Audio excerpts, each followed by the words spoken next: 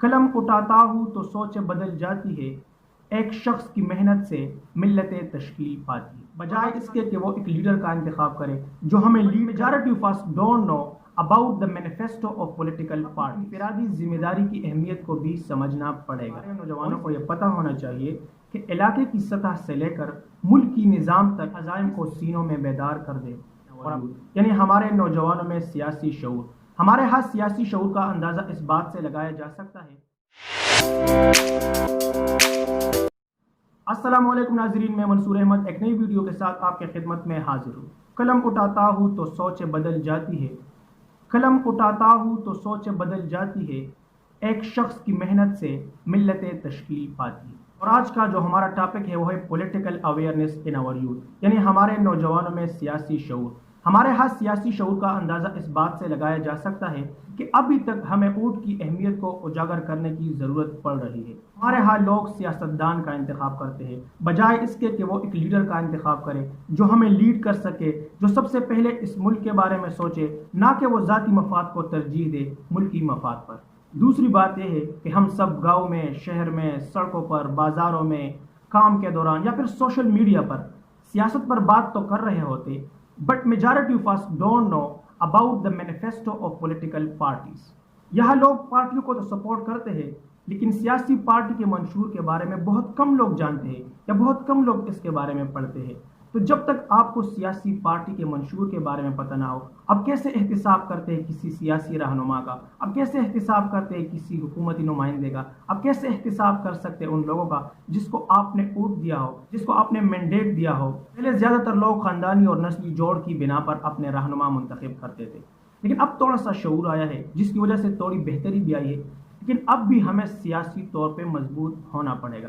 اب بھی ہمیں سیاسی شعور کی بہت زیادہ ضرورت ہے، لیکن سیاسی شعور کے ساتھ ساتھ ہمیں اپنی انفرادی ذمہ داری کی اہمیت کو بھی سمجھنا پڑے گا، اور اسی طرح حکومت کی طرف سے دی گئی سہولیات کو صحیح استعمال کرنے کا علم بھی ہمارے ہاں بہت کم ہے۔ کرنٹلی اگر دیکھا جائے تو پشاور BRT کے حالات آپ کے سامنے ہیں۔ حکومت نے ہمیں فیسیلیٹیٹ کرنے کے لیے ایک منصوبہ دیا، حکومت نے ہمیں فیسیلیٹیٹ کرنے کے لیے ایک پروجیکٹ دیا، لوگوں کے لیے آسانیاں پیدا کرنے کے لیے ٹرانسپورٹ کا سسٹم دیا، لیکن لوگ اس کا کس طرح استعمال کرتے ہیں۔ ہمارے ملک کی آبادی کا مور دین 60% حصہ نوجوانوں پر مشتمل ہے، اس لیے ہمارے نوجوانوں کو یہ پتہ ہونا چاہیے کہ علاقے کی سطح سے لے کر ملک کی نظام تک کس ادارے کا اور کس محکمے کا کیا کام ہے۔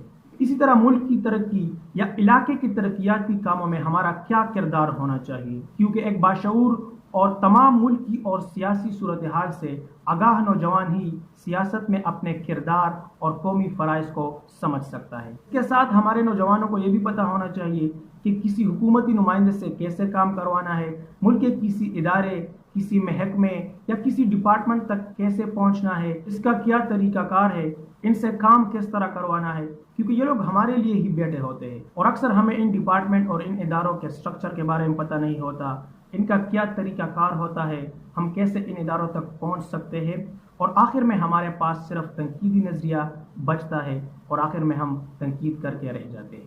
اگر ہم نوجوانوں کی سیاسی شعور کی بات کرتے ہیں تو ہم یہاں پر تعلیم کی اہمیت کو بھی نظر انداز نہیں کر سکتے۔ نوجوانوں میں سیاسی شعور اجاگر کرنے کے لیے تعلیمی نظام میں بھی بہتری لانے کی بہت ضرورت ہے۔ ہمارے ہاں پہلے سے پڑھائے جانے والے انسانی اور سماجی علوم جن کا تعلق سیاست اور سماجی ذمہ داریوں سے ہے، ان سبجیکٹ میں موجودہ سیاسی صورتحال اور اداروں کے عوامل کو بھی شامل کرنا چاہیے۔ ہمارے تعلیمی نظام میں اس طرح کے مواقع پیدا کرنا چاہیے تاکہ ہمارے نوجوانوں میں سیاسی شعور کی آگاہی ہو، سیاسی شعور کی بیداری ہو۔ اس کے ساتھ ساتھ ہمارے نوجوانوں کو تاریخی اور بین الاقوامی سیاسی حالات کو بھی سمجھنا چاہیے تاکہ وہ اپنی انفرادی اور شہری ذمہ داری جان کر اس ملک کی ترقی میں اہم کردار ادا کریں۔ آخر میں نوجوانوں کو یہی کہوں گا کہ اپنے عزائم کو سینوں میں بیدار کر دیں اور اپنے نگاہوں کو تلوار کر دیں۔ Thank you so much.